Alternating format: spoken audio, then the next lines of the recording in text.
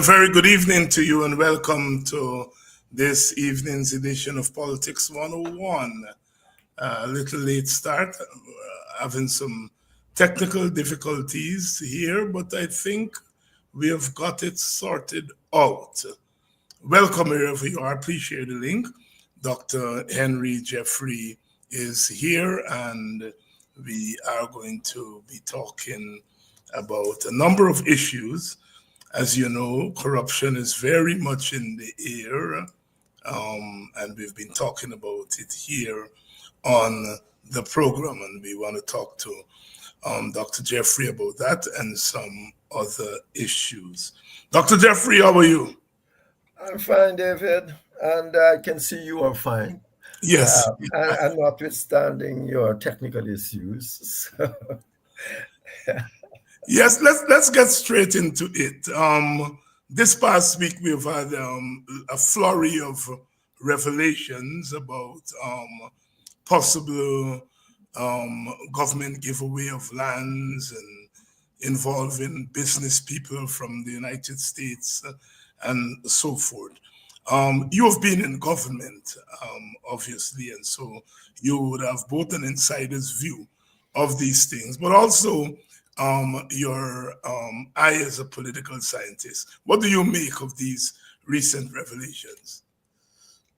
Well,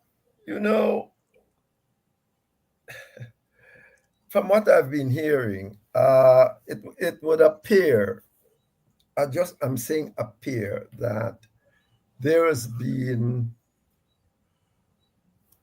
some public misuse of public resources for private gain. It would appear so.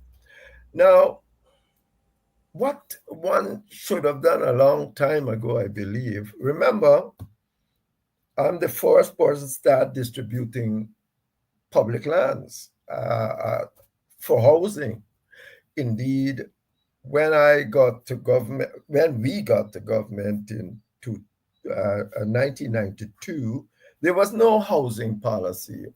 Indeed, they had closed because of the level of wages was $3,100 and something dollars. It couldn't have done much in terms of housing. So they had essentially closed down the housing sector. You still had the CHNPA that was essentially giving permission to build and such like things. And on one day, on reading the mandate of the CHNPA, I came upon this phrase that said that they are supposed to provide housing for the working people. And this was sometime in 1993, after Cheddi Jagan had passed the CHNPA to me. Remember, my first ministry had nothing to do with it. Was Minister of Labor, Human Services, and Social Security. It had nothing, but the CHNPA was in my building, and so Cheddi said to me one day, "Man, why don't you take that thing, CHNPA?" What it does is essentially give permission to build. The level of wages was really too small for anybody to do much. So I had to read, what is it that the CHNPA had to do? And so when I came on this paragraph, said, build houses for the working classes. Well, I said, really, how are you going to build? There's no money around anywhere. How is it you're going to build any houses for working class? And anyway, I called, I forget his name now, but he's there. And I said, tell me about the CHNPA. And it so happened that the CHNPA had all these lands. And I said, why can't we sell these lands to the people? But they have money to buy it, period, the working classes. But perhaps there was widespread squatting at the time, if you remember too. I said, people are squatting all over the place. It's not better. We have lands. we are selling them to individuals, 20 acres, or making attempt to sell because some people had not paid. And so I said, why don't we just give this to the working class rather than have them squatting all over the place, and then ease the squatting, and you can control squatting. And so that's how we started. We took the lands, the CHNP at Melanie, we took it at Ogle, and so on, and we start distributing these lands. If I'm correct, at the time when this occurred, Ghana had, from my reading, about 100. Ghana had about 100. Can I go on or need to Yes, stop? go right ahead. Continue. Ghana had about 170 something thousand, but house lots on the ground. And I'm saying to myself, well, here what's happening. If we have 175,000 house lots, most we will need is another 200,000 house lots, because it's going to give me 400,000 house lots. We only 8,000 people, 800,000 people. We're not going to get there. Therefore, we need 200. And by the time we were leaving, we had already done some 20, I think, housing scheme to give away house lots. I mean, I might be wrong with those numbers, but we were getting to that number. And the focus should have been then to get people to utilize the lots.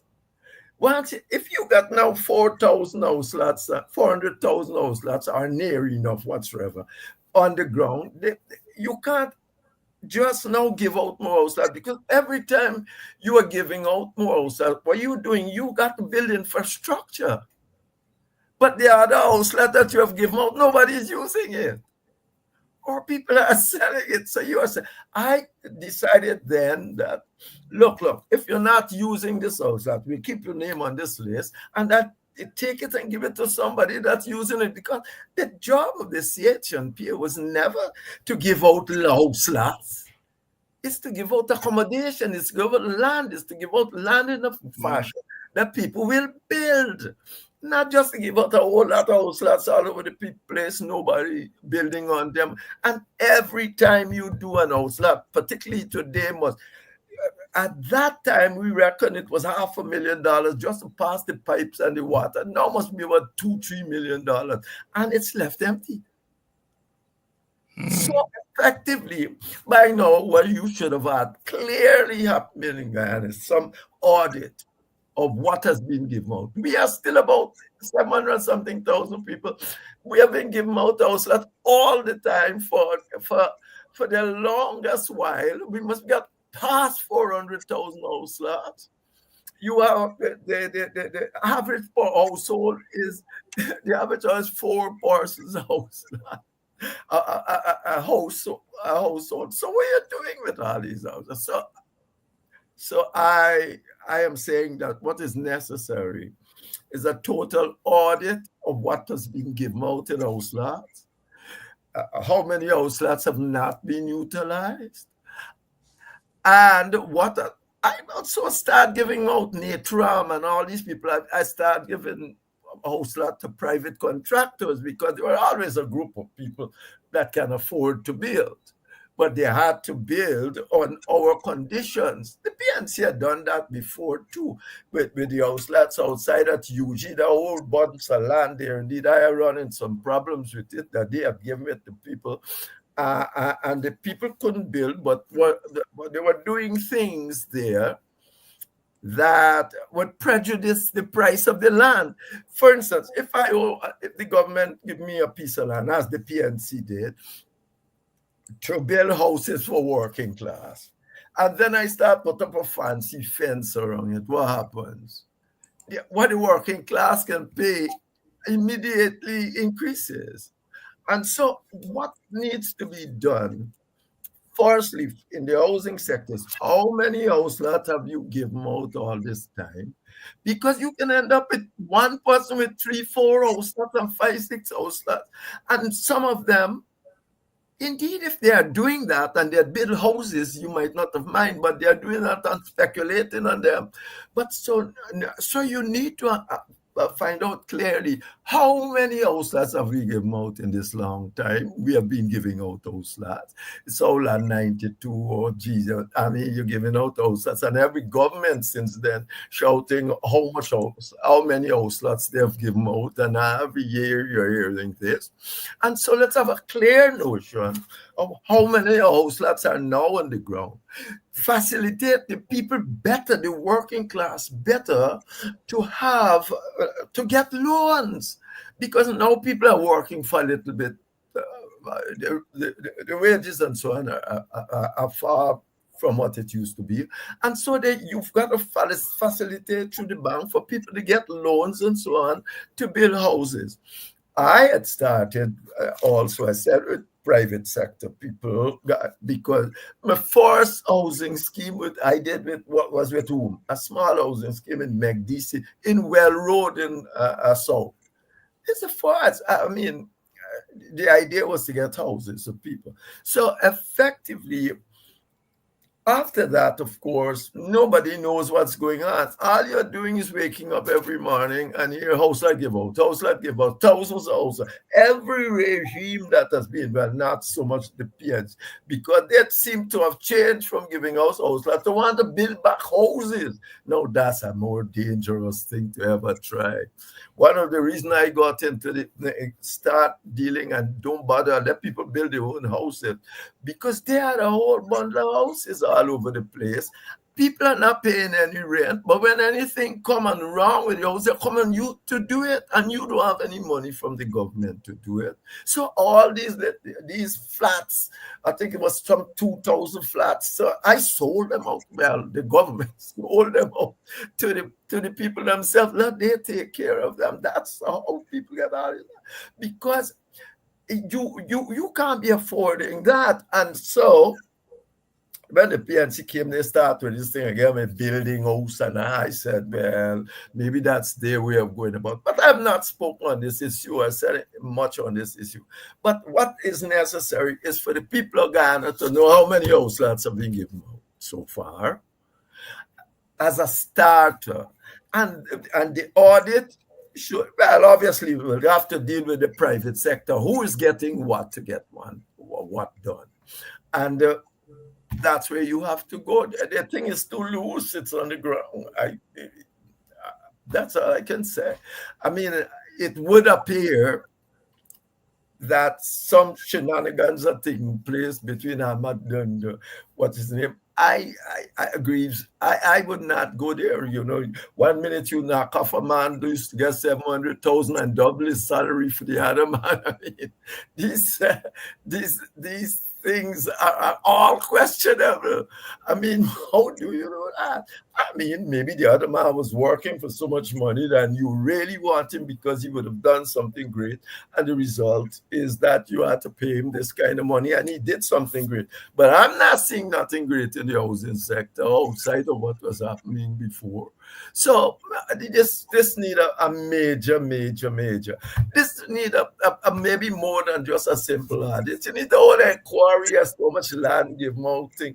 People talk about Prado. When we started, I started Prado one. By the way, let me make one thing quite clear. People say, Jeffrey, I never got one house lot from this government. Right? So get this quite clear. Not a single house lot have I ever had or ever tried to get from this government.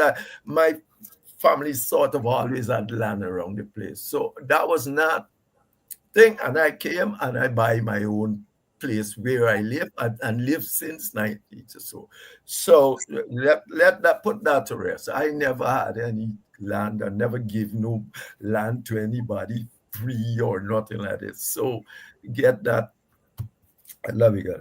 But what we need quite clearly is some kind of clear understanding as to the policies. As I was speaking to you just now, trying to explain that you are building. CHNP is not there to give land. You are giving land as a means to an end. And that end is to have housing on the ground.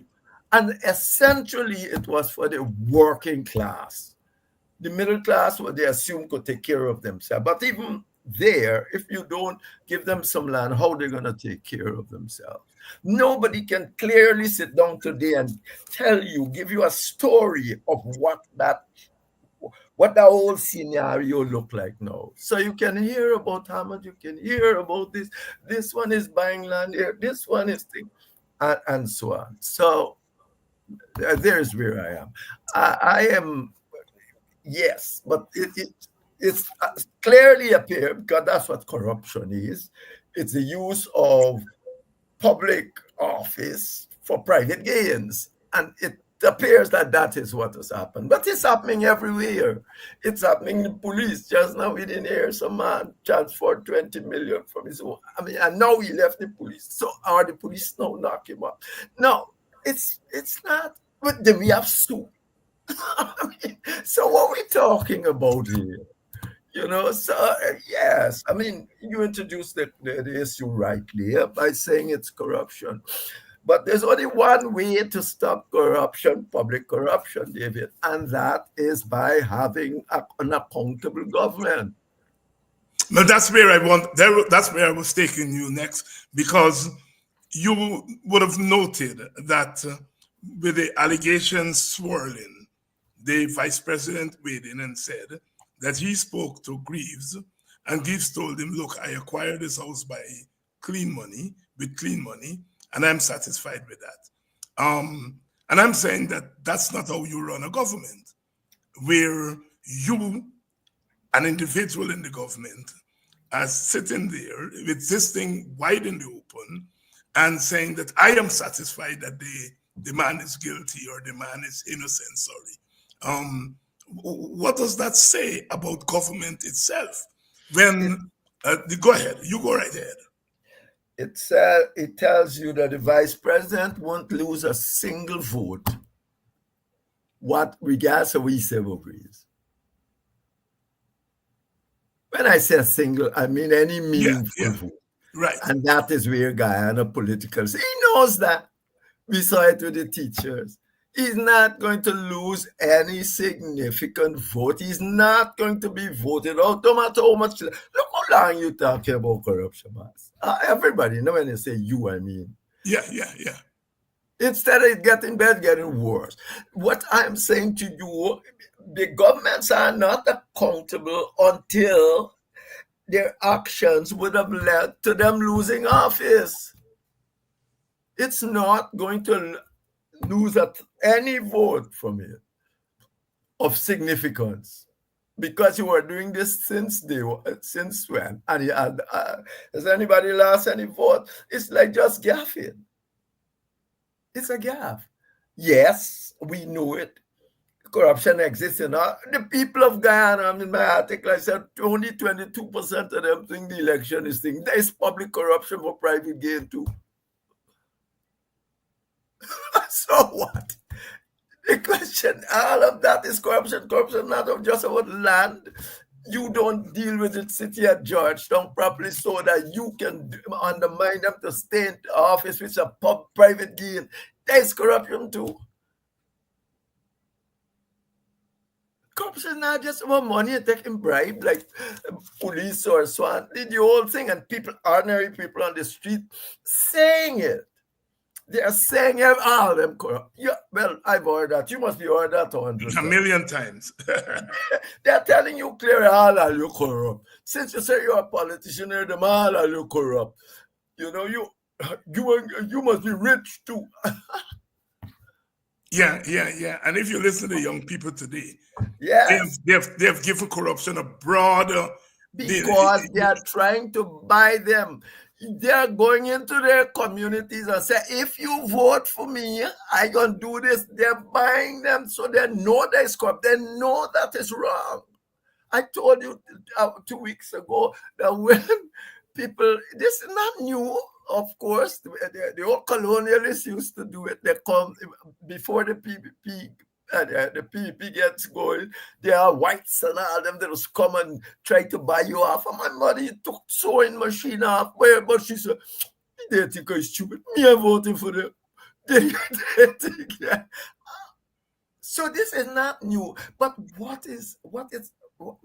it's after all these years, and a party that Chedi Jagan and all of them built, that think, and Forbes Burnham and them built and think it would have gone somewhere. Look, it's back to square one, hustling to buy votes. And then you run to all those young people and say, do this, we're going to come, we're going to give you this, we're going to give you contract. You read the article of some woman in Bel Air the other day saying, they give the man some contract to do the road. Like he started and then he disappeared and left these people. You know, there are so little cul-de-sac. Yeah. Bring the garbage to the main road. She ended up by saying, who give these little boys contracts?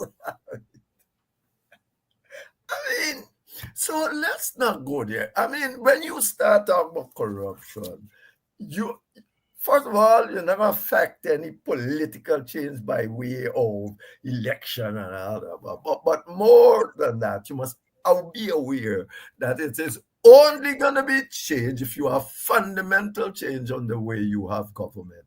And that's not going to change, as the British even are now turning, until you properly deal with the Constitution.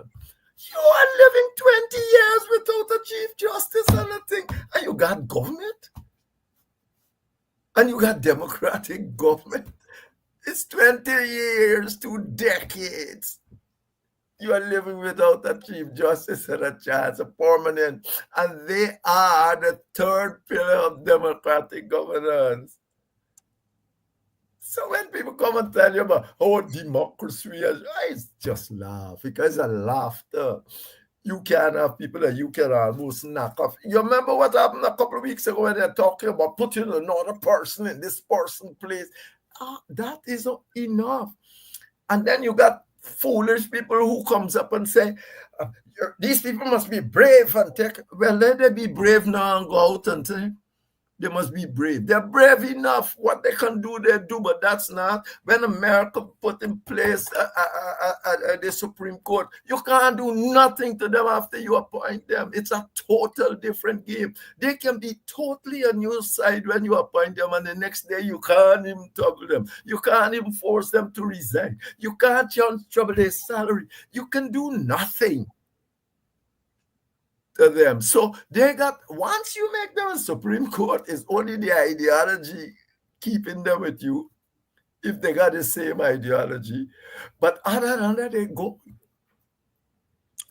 In Guyana, you control the people's salary, you control everything, you can do all sort of things to them, because why you have not made them permanent? And then you sit here and talk about accountable. How you get accountable government? First of all, if the government do something and you believe that's wrong with it, you're supposed to be able to run to the courts. It's happening now to Trump. What did he say? Borch, if you're born in America, you shouldn't have things. He went to the court. You see what the judge said. No. All of us went through that. We born America. I mean, essentially. But they went to a court where nobody can touch that judge. Nobody. Anytime he does anything is because he's ideologically linked to what is going on. Now, every time you go to the court, you have to ask where they are, because the government has leverage over them. I mean, so David, you want to talk about corruption, talk about the system. The whole system got to be changed. That's it. It's not so simple something that you're going to stop overnight. I mean, but I leave it, you are the politician. And in the era of oil and gas, with all this money and all this thing, I mean, but more of a cancer. Yeah. Dr. Jeffrey, 2 weeks ago in your column, you weighed in on the GCOM scenario that is ongoing there. And of course, the chairman of GCOM continues to hold out that things can be done to meet the opposition requests or demands, or however you want to put it, but it can be done in time for the elections. And you weighed in and you said, among other things, that significant political struggle is required to get the situation at GCOM to shift. Talk to us about that.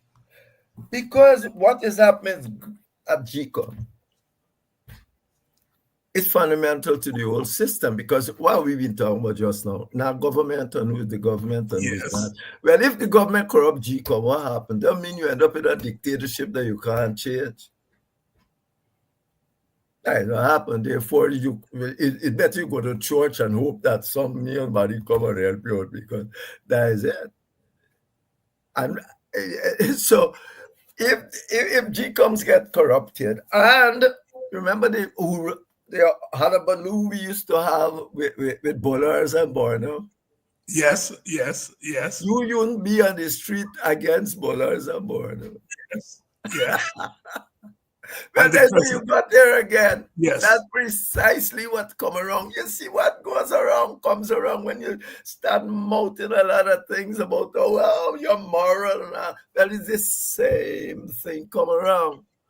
Because effectively, everybody, almost only 20% of the 22% of the people in the country says, oh, they are sorting the government legal. Well, legitimate. 22. So this is not a battle between the PNC and PPP anymore.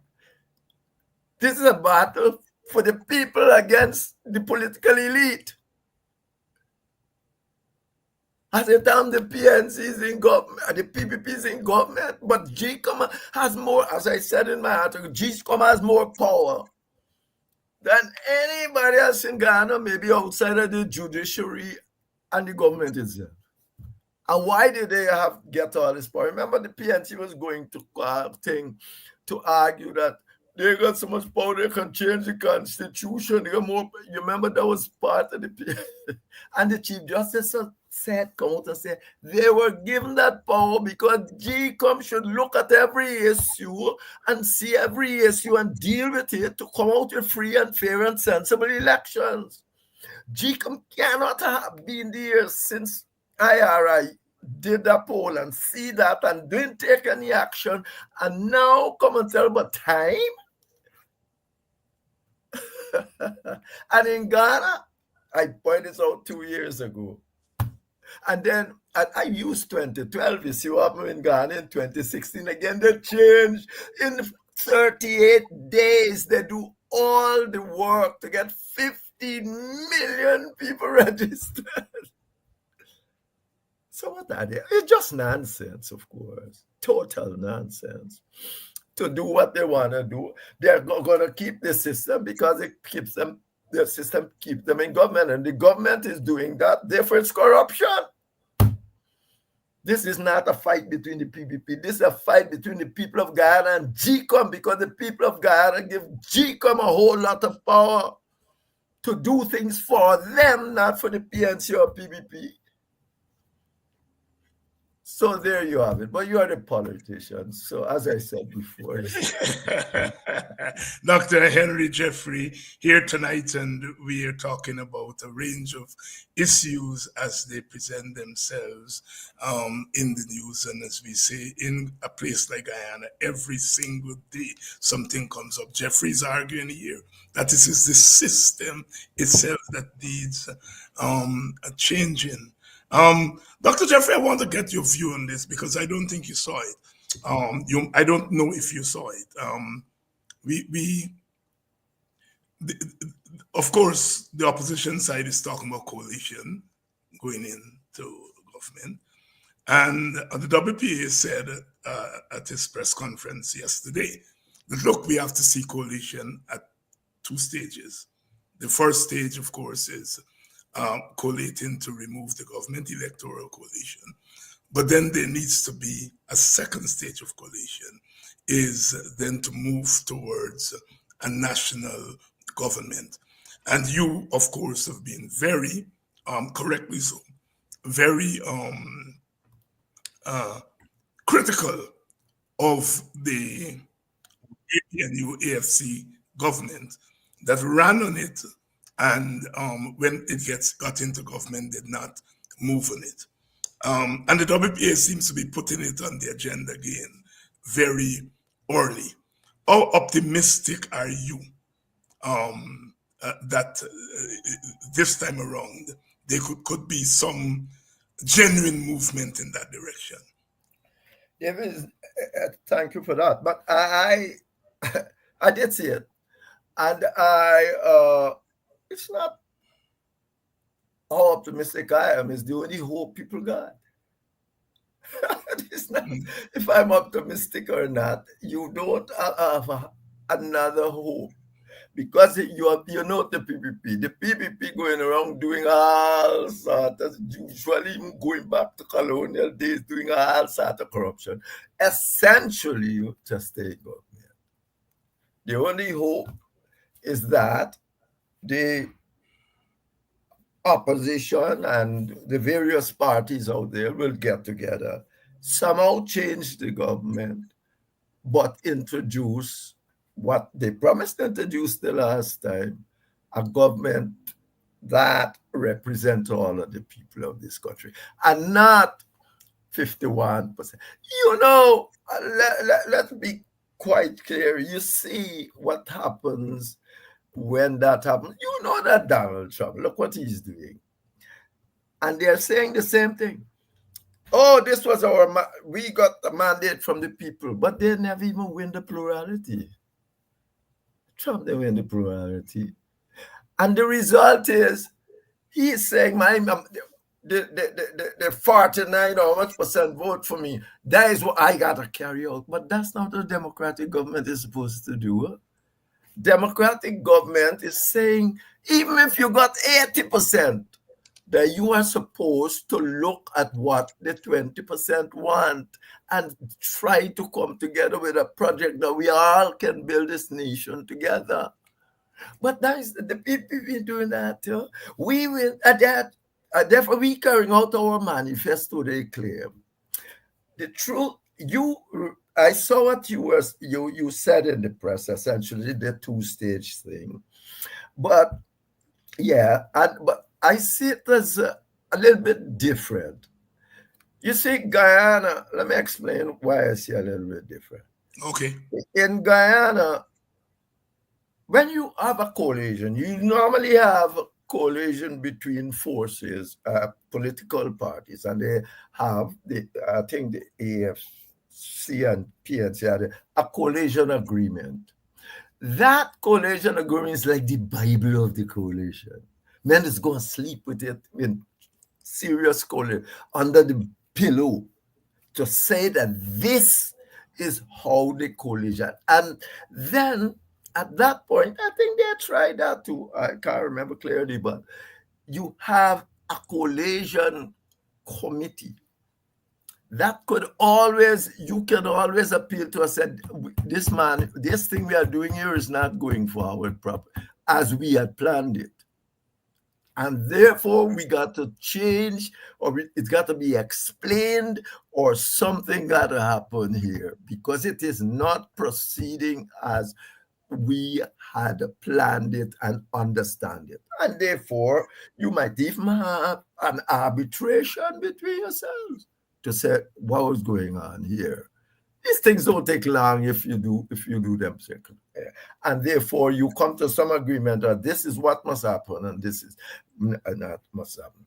Ghana Constitution, of course, because it's like it is, it doesn't allow you to form a coalition after the election if you want to remove the government. No, most coalitions are formed after, and people know much votes they got and all that. So you form it before, and the result is that people can claim they would have had any number of votes they want after the election finish. If whether you win or lose, nobody would know because of that playing. We can make assumptions and all, but nothing. So yes. The idea, or let me put it this way, my thing is, the idea, you what stage one is getting rid of the government. I would have put that as the second stage. I would have said, we have to get rid of this government to put something in place that represents all the people of Guyana. And we are fighting this election to do precisely that. You understand me? I would have made that the priority. Because when you're going out there, you have to say to people, all right, you remove the PPP, then we got to depend on you to do something else. And then this is theoretically, because in both cases, it's a matter of you winning. But people must know why you are winning. People must know what is your major drive. You must have some clear notion. Not like you and what's his name, Okonzaya, the last time come all over the place trying to explain what the APNU mean and all of this by these things. You should have something clearly to say, this is the level of governance we are talking about, constitutional change and all this, and we are going in the election to do that primarily. And that should drive us to having a proper liberal democratic society. But when you put winning first, then you make that secondary. You win, and then the whole lot of people start coming and say this and that. But I was putting that forward as you asked the question. Yeah. My notion of when I saw it in the press, what you were saying, and that. Yeah, but I want to press you a little bit because you're raising a very important point. But we have the practical situation where it's very difficult to tell opposition supporters about going into an election for a national government because of African Guyanese experience under the PPP. There's a hard line against the notion of shared governance and so forth. Now, I'm confident that if political parties say to them, look, this is where we're going, they will fall in line. But you often would talk on this program about the different public opinions. Yeah. Is it out of place for us to take the public opinion of our base into consideration as we grapple with this issue? Yes, but when you tell me they are not, David, you're planning upfront to cut them. Talk to me. Yes, because if you are saying this opinion is what we are going to base on, although our opinion or what we plan to do is quite different. Because you are saying, boss, if we said they're going to vote for you, but once they vote for we're going to do what we want. Well, that may be one way of looking at it. But that is the way. The truth is, I understand what you're saying. You're saying it's one of those problems you face in politics, the conundrum. You need a vote to get a government going of national. But then, if they vote for you not to do that. Oh, I got you. I got you. You know, so, that kind of a thing got its own dynamic. I am certain, 100% certain, if you speak to these people haven't got no great thing. People understand. PPP supporters got problem with you too. So what your supporters expect? They expect you to go and tell them, if you win, you're not going to accommodate PPP supporters. Well, that's precisely what the PPP supporters must be think of you too. So you have got to break away from this thing of saying, you got to tell your supporters what you're going for and what it is clearly. When you put it in your manifesto, it don't matter what put not in the manifesto. They had it number one on the manifesto. As we were, it was a Carter Center thing us about that. Said it was number one, Yeah, but you start doing anything, and you start doing other things on that same basis that you just come up with, almost that same argument. Our supporters and understand, and we can do this, and we can bring the. Oh, you're gonna bring the Indians up by you knocking off 9,000 of them. Jeffrey, how did we get to a situation where the PPP is actually promoting a one-party dictatorship? In the old days in political science we used to call it what? A single dominant party.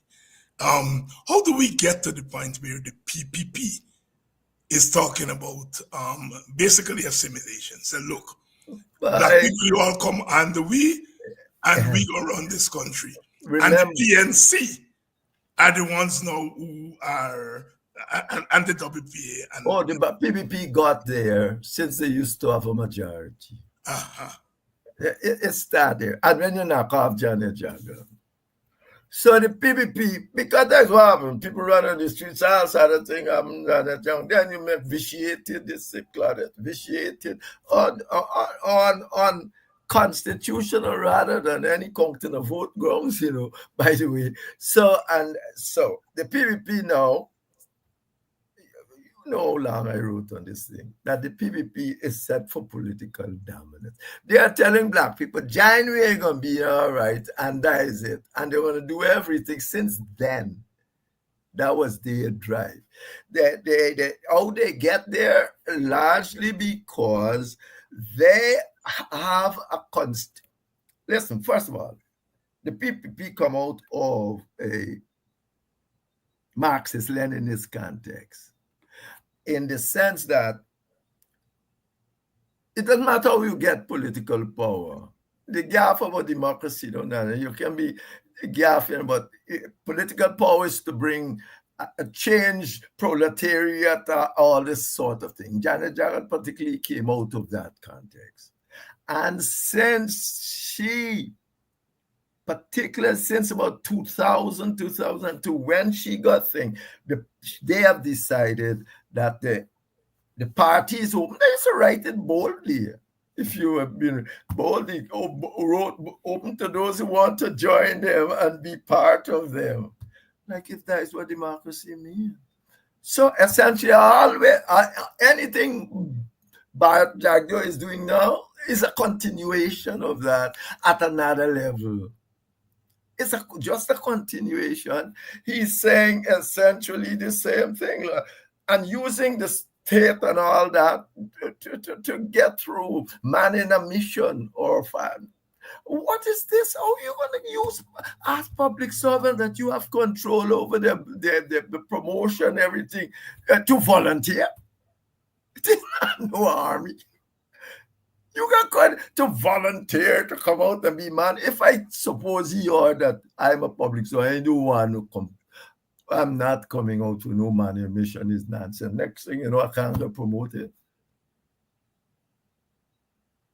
These things are wrong. You can't do them like that. They're going into every area, as we just know, into even local government, undermining the local authorities instead of giving them resources. They're undermining them to get Africans to go and vote for them. And that is why almost every African, it's a terrible thing. Almost every African you see coming out and talk with them, somebody can come. PNC man could come and say, look, all of them talking from there about how wonderful the people they are under the cloud of some court case. You can do that under Cherry Jagger. The minute you had a court case, Cherry Jagger will say, where you going back? He'll ask you got any problems? You don't tell me up front. The minute you had come up with a court case that you got, he said, no. This is not a place where people come here because they got problems like court. But look what has happened. I have not heard anybody come up and the PFC can't turn around and say they got court with Van West Banda. They got court case with the government, so the government can use the case to it. I said, this is madness. It's not, I don't know who did what and who didn't do what. That's not the point. The point is, once you are coming to my party as a national, I should be saying no, man. Wait till this thing solved or thing, and y'all tried it. No. Thanks for your support, but you've tried it. You can't be coming, and then the people can be sitting back and saying things like, they only come there because they got court case and they hope the government ain't gonna bring. So you cannot bring my story up. So just to use it to influence me all the way down the road. So David, I mean, you understand clearly that the system has to change. The PPP, you ask when they came there ideologically, they're always there. Practically, because Chedi had nothing else. He and Janet, they weren't racist, but they used racism to mobilize the PPP all their life.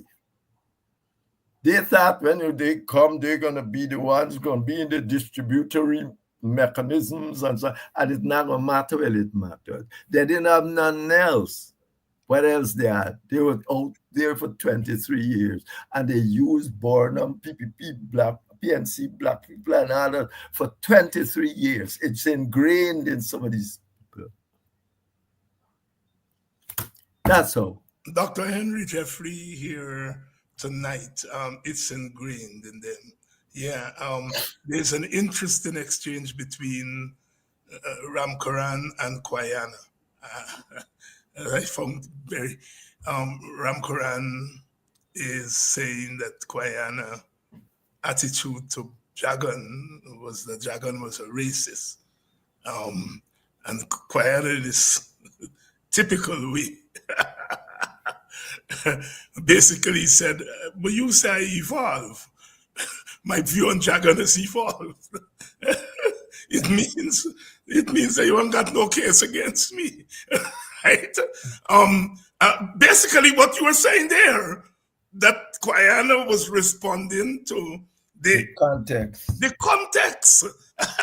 and Ramcharan, I think he understands, but because he's not seeing the PPP as you were seeing. He's seen it, that they use race and ethnicity all the time. They've done that.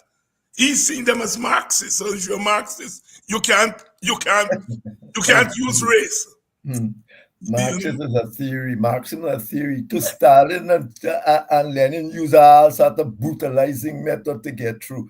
You think they hold on to government in the Soviet Union? Yes, they got this great theory that was going to happen when man change and all of that, and you have socialism and all of that. But you think it's too brutality. You think it's two peasants get killed by Stalin for his view that he think that would have occurred. I can see that at the time, if you there in the fight with Jagan and he's saying certain things, for instance, Jagan come up with this thing, it seemed like the PP did come up with this notion about the Caribbean, joining the Caribbean and Indians, and well, that pointing straight to levels of racism. But if you understand what the PP had written to the Soviet Union, that's what they say. It's not strict racism. These people promised these people, and they wrote it. It is not a joke. There's blame Burnham for what happened all the time. The PPP is more responsible for what happened in Guyana. They wrote the Communist Party, Communist International, asking them for resources to take Guyana and the Caribbean into to the Soviet Union. You think they ain't get into the hands of the CIA or them, and then they pass it on? So when they said Jagan coming to power in Ghana, you think it's just so. When you think you got all them Caribbean leaders backing down, because when they go and explain, they might say, we are not going to say how we got this information, but it's there. And now we know it was there. Now we know that it was there. I used to tell Jagan all the time, I don't care what you say, you are all communist, and I don't want communism in Guyana. So that is it. Do you think this present PPP has made such a deal with India? No. Well, this present PPP, India is an autocracy like this PPP. And they will use Modi is an autocrat. Yeah, But yeah. you look, India is worse in the terms of classification of government. Guyana is above India. Guyana is considered something like an electoral democracy. India Autocracy. is considered an electoral autocracy. So, I mean, don't worry. I mean, India, they can talk Indian talk. And this, it wasn't always so either. And the Gandhis The and so Gandhis, on, yes. it Yeah, wasn't always so. yeah.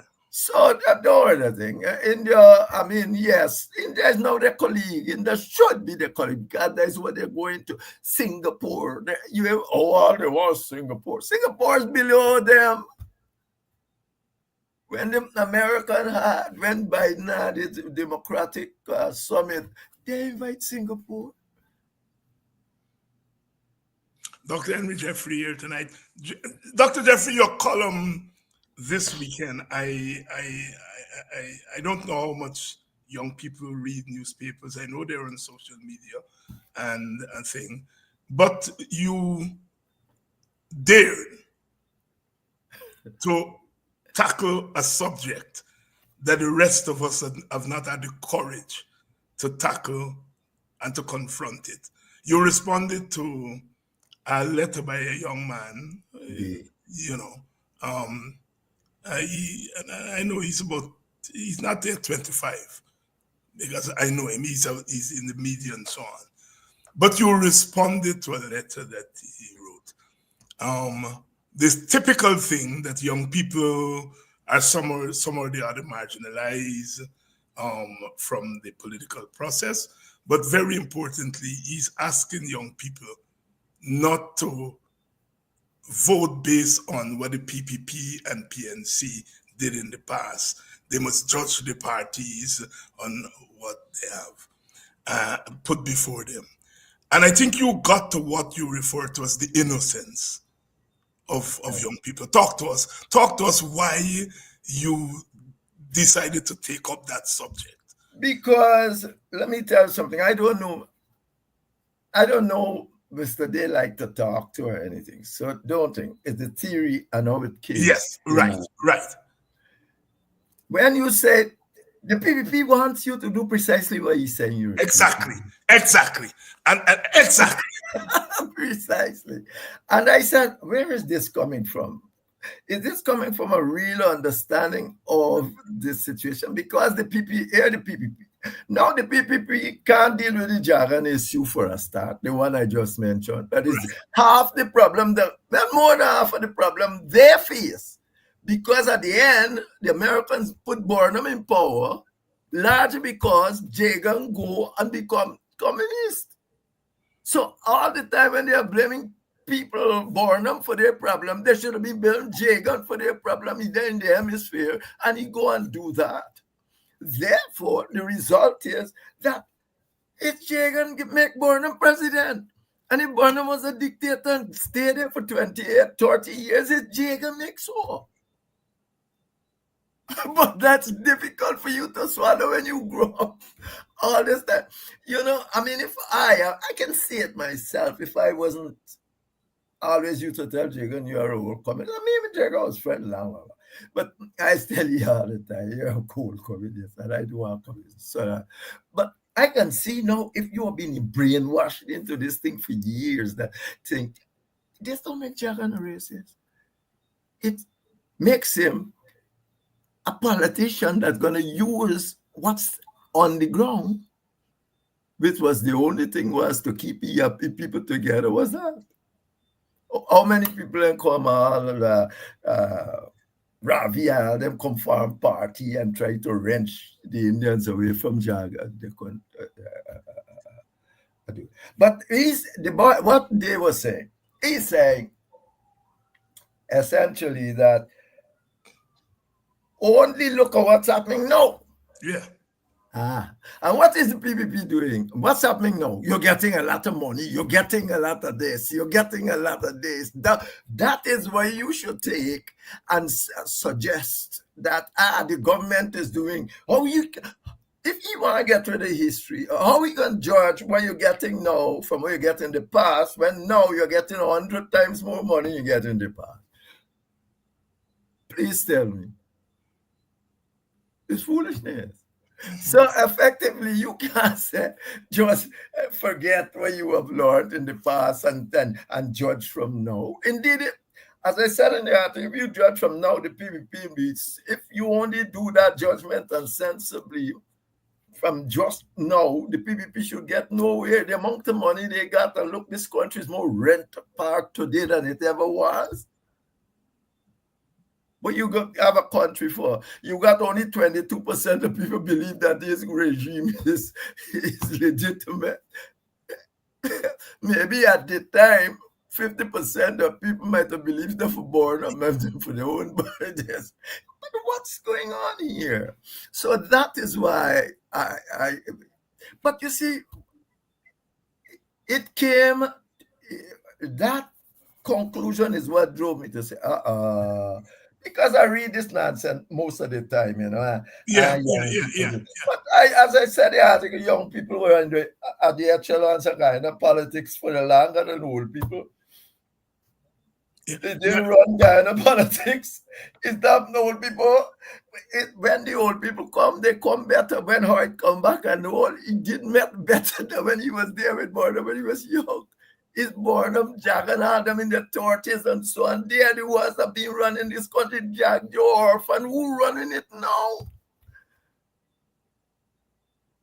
So it's nonsense that you got to change anything and bring your new people. The new people are socialized in the same context. All of us that do sociology 101 know, they are socialized in the same context. They come and look what they have presented to us. And I said too morally that, look, and I pointed out that since we look at Cambridge, when they come up to form the party, after all, if you form a party, you got rules and regs about what you should and should not do and so on. Now, if you want to change that's fine. If the party don't want, leave and form your own party. You can stay in the party position and do what they try to do and form the AFC. No one there in the country, you're there where you are. And of course, Sarabo then follow and now they're being blamed. But it's interesting because this country is a hell of a country. Asha Kisun is not the only person who's squatting on a seat in Parliament, right? I'm from the WPA and so on, so we don't necessarily talk about that. And you are the first analyst. You are the first analyst that point out that Asha Kisun and Sarabo Ali are both squatting on seats in Parliament, and they're young people. Yeah. you know, and I found that quite interesting, the way in which we in Guyana tend to be so selective in the way we think. Like I said, we in the WP are painfully aware that we are not in Parliament because Mr. Granger awarded our seat to an individual who left our party. All right? But we expect people like you and GHK Lal and all the other analysts to say that. None of them says it. You are the first person, you know. And it jumped out at me. I kind of read it and I said, wait a minute, what Jeffrey just said.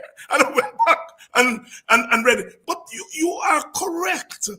Young people have always run this country. Burnham was 30 years in 1953. Jagan was the oldest. He was, well, J.P. Lashman Singh was older than Jagan. But Jagan was 35. Yeah. Janet was 33. Kwayana was 28. Martin Carter was 26. Young people have always run. Orphan is a little boy. Jagdio was 35 when he started. You're right, except for the oil period. Yeah. Young people run things in this country, yet young people are saying that old people don't want them in the political process and so on. Just today I was telling my class that I heard Walter Rodney for the first time. I was 14 years old. I ran home and asked me, Auntie, can I join? She said, yes. I effectively joined WP at age 14. You know, and we never had a youth arm Because we were young. in 1974, Rodney was 32. Yeah, So when you made that point, I think, right, but a lot of well, not a lot, I shouldn't say a lot, but some of the young African Guyanese professionals tend to make that argument that we mustn't look at the past and we must stay and so on. I don't see it a lot from the Indian Guyanese young people. What's that? Who's going to tell them that? Who's going to go and tell them when their alliance is based on the past? In case you have not read that article, it's in the Village Voice, and you can go online and get it. It's called Parties, Policies, and Young People. It's a good read, very, very, very good read. As I said, we tend to be very careful, again, because of the logic of the politics. You want young people to come on your side, so you don't want to have that kind of frank discussion and so on. And it's good that at least one person in the public realm has decided to really address that question quite frontally. Dr. Jeffrey, we are getting closer and closer to election. We still have the GCOM thing hanging over our heads. You have said that, as we discussed earlier, that it is a political struggle that has to think that.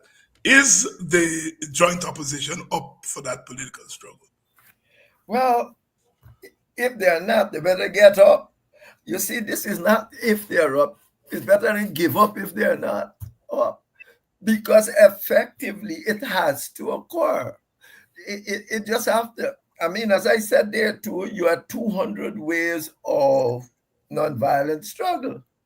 And if you can't get some people to sit down and come up with 20 ways that can cause major thing in this place, I don't know. You should. I mean, remember, you're not asking PPP for nothing. You're asking the constitutional regulatory body to do their work.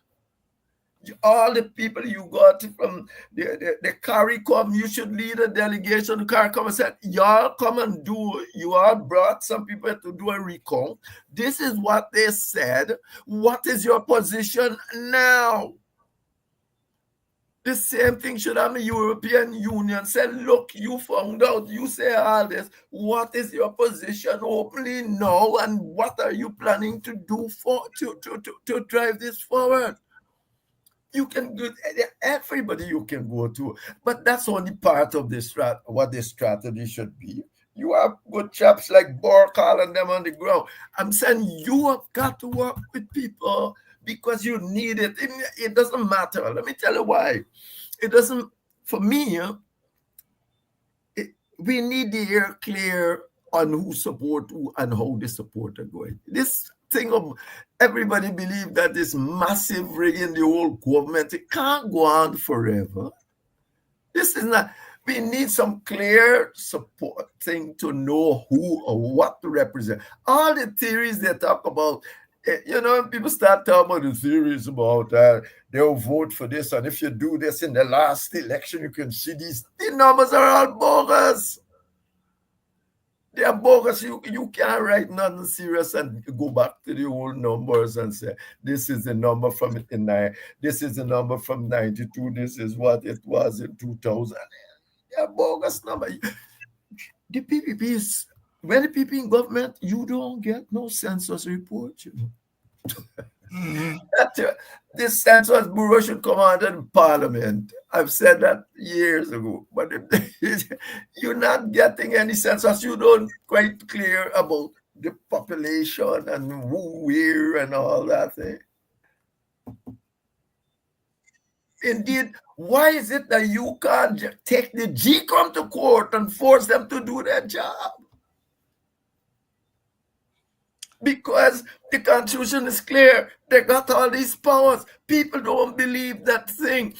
It has been demonstrated elsewhere that this can be done. Why don't you go to court and force them to do their job? Dr. Jeffrey, here tonight, the Working People's Alliance has put before we are in talks with the PNC, and we've put a three-pronged approach: political action, what we call public action, go to the court, and formally go to CARICOM, heads of government and the thing. Yes. We have put it on the table. In fairness to the two parties, they have set up a committee to look at all of those issues and to in a very short order, make some recommendations to the leadership of the two parties on how to act.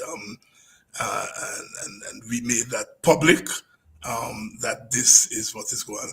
But Jeffrey, I want to get your thoughts on something. Because you and I, all of us, talk about the ethnic nature of our politics as being overriding. I have been getting a slew of messages from mostly, I think, all African Guyanese who are pointing to this discussion, this public discussion about a consensus candidate for the impending coalition. But these messages are pointing to what these mostly working class people see as a class assault, mainly on Aubrey Norton. But what they are pointing to the middle class.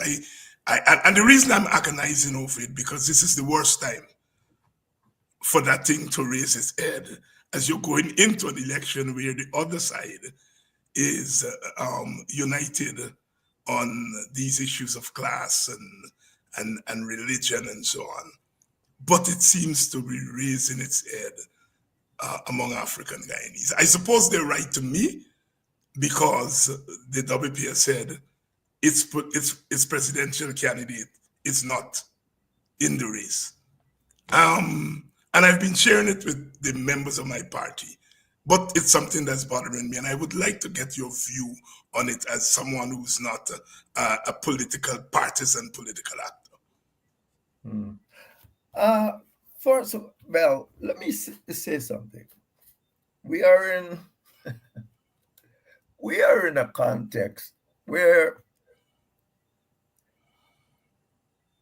if it was possible, or if you were going to get votes, people got to have, particularly from the other side, they have to have some faith in you. They do.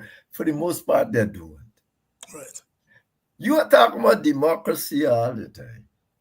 But in your own party, a man win a thing by democracy, and you're doing everything possible to get rid of him. What do you think I should say if I'm outside? These people are not serious about no democracy. They want democracy when they win. And that's what the people have been saying for years. For years. They want democracy when they win. Even their own party, Norton, won a free and fair election. They're fighting him down. Mr. Norton been quarreling for years, but that don't mean anything.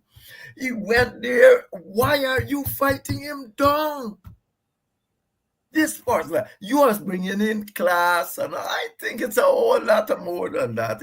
It's like they see political opportunities, and they think he shouldn't fall to Norton, and they thought when they had given up the last time and the government changed that they would have been back in office. It's the same thing. But they can't sit down and discuss it. I cannot understand. They can't see what they're doing. Or they think, or it doesn't matter. It matters. Even if I don't care how you think you will win the election. The truth is that you have a credibility problem in terms of democracy. And in your own party, you're trying to destroy it. Although your party stands in relation to the people where that don't exist. No democracy don't exist.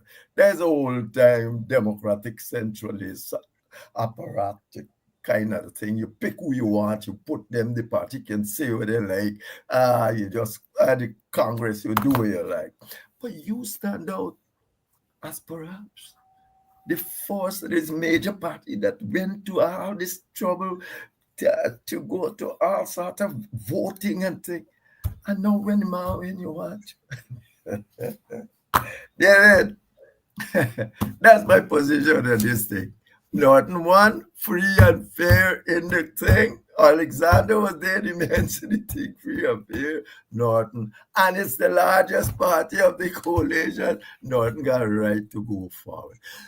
I don't even understand it, because you if you circle Norton, well, what's going to happen? I mean, he's going to come out better, far better than he is at this moment, because he's not a chap that don't listen to people. I've never heard him don't listen and think to people. I don't know, you might, but I am saying, what it is?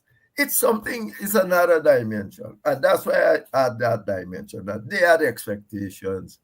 And the expectation has been dashed by Norton throwing a spanner in the work. So now they want to get rid of the spanner, Norton, and everybody. Could they be thinking that, look, we can fight this fight here, and it doesn't matter, black people will vote for us anyhow? Who's that? We're going to lose any vote? Those who are... No. They're no better than that. They know. Look what happened at Linden in 2006 when there was a little fissure. Okay. Black people now Indian people. Yeah. Black people vote very loose. The PPP know it too. That's why let's go around and do all this thing. Yeah. You know, I mean, you met Jack just said during the teacher strike. He said when the journalists say, oh, but some people in your country said, don't worry, they're gonna vote back by election time. They're gonna vote for PPP. African Guyanese tend to be around more liberal in terms. Maybe around the world. You got about 19% of how much? About 9% vote for Trump, whatsoever. Yeah. But 50% used to vote for the Republican parties. Up until the 60s. It's only the 60s, and this whole thing changed. Yeah. I mean, so don't worry. No. Yeah. Thank you very much, Dr. Jeffrey. I know it's been some difficult questions tonight, but I think we have to probe them and we have to discuss them, because the world doesn't end tomorrow, thankfully, and it wouldn't end with the next election. We still have a Guyana after the election to deal with, and these problems are not going to go away until we frontally address them, whether they're constitutional problems, whether they're problems of political culture. We have to confront them. And so while as a partisan actor, I hesitate sometimes, the other side of me, because my upbringing is one in which you discuss these issues openly at the risk of not getting a vote, and so on. Thank you, my brother. I'll see you in 2 weeks. All right, David. Thank you. And thank you to your audience. And thank you to all of you who joined us. Quite an interesting discussion here tonight. Some of you have been saying that you want to make your contribution, but I don't put the money story up. And that is part of when you pour. There it is. There is the information. For those of you who made contact with me and say you want to make your contribution, but I don't put the banner up underneath the thing like other people. And that's when you pour. When you pour, you study money, how you gonna get it. But when it comes to really figuring out in a practical way, you tend to say, man, God gonna take care of it and so on. And what you all been telling me, no, doctor, is God I'm gonna take care of this thing. You got to like them by this is no run from water, you know. Yeah. To about 3 people have said they want to make their contribution.